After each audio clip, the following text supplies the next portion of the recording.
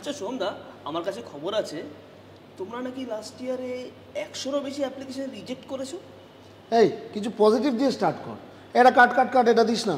সিলেবাসে ডিলারশিপ পাওয়ার জন্য যে দুটো বিষয়ে সবচেয়ে বেশি গুরুত্ব দেওয়া হয় সেই দুটো যদি একটু আমাদের সঙ্গে শেয়ার করো।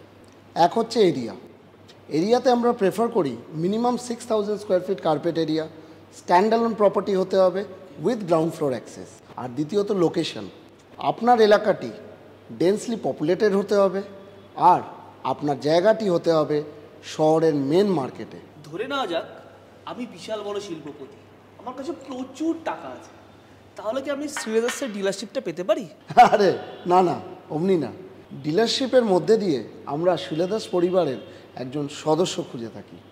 আপনি যখন আমাদের শ্রীলেদার্স পরিবারের একজন সদস্য হিসাবে নিযুক্ত হবেন, আমরা চাইব আমাদের শোরুমে আমাদের গ্রাহকদের যে ধরনের পরিষেবা দিয়ে থাকি সেই ধরনের পরিষেবা আপনিও আপনার গ্রাহকদের আপনার অঞ্চলে দেবেন।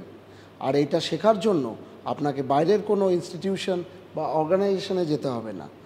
আমরা আমাদের কলকাতা হেডকোয়ার্টারেই ট্রেনিং এবং কাজের মাধ্যমেই আপনাদের শেখাবো।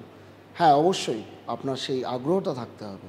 আচ্ছা, সিলেকশন প্রসেসের পরে স্টোরটা ওপেনিং করতে ঠিক কতদিন সময় লাগে? আপনার বিল্ডিংয়ের সিভিল এবং কনস্ট্রাকশন ওয়ার্ক কমপ্লিট হয়ে যাওয়ার পর মিনিমাম 45 ডেজ লাগে ইন্টেরিয়ার করতে।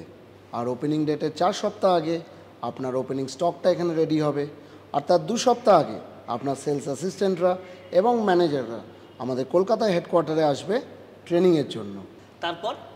তারপর আর কি, তারপর ওপেনিং ডেট, আমাদের ফেস্টিভ্যালের শুরু। আমরা কলকাতা থেকে ফুল বারাত নিয়ে যাই ওই ফেস্টিভ্যালটা এনজয় করতে। ধুমধুমারের সাথে সেদিন আমরা সেলিব্রেট করি, ওপেনিং ডেটটাকে সেলিব্রেট করি। ডিলারশিপ অ্যাপ্লিকেশনের সমস্ত ডিটেলস আমাদের ক্যাপশনে দেওয়া আছে। এছাড়াও যদি আপনাদের আর কোনো প্রশ্ন থেকে থাকে অবশ্যই আমাদের কমেন্ট সেকশনে এসে আপনারা জিজ্ঞেস করতে পারেন। আজ তাহলে এইটুকুই, আবার দেখা হবে অন্য কোনো দিন অন্য কোনো ভিডিওতে। নমস্কার।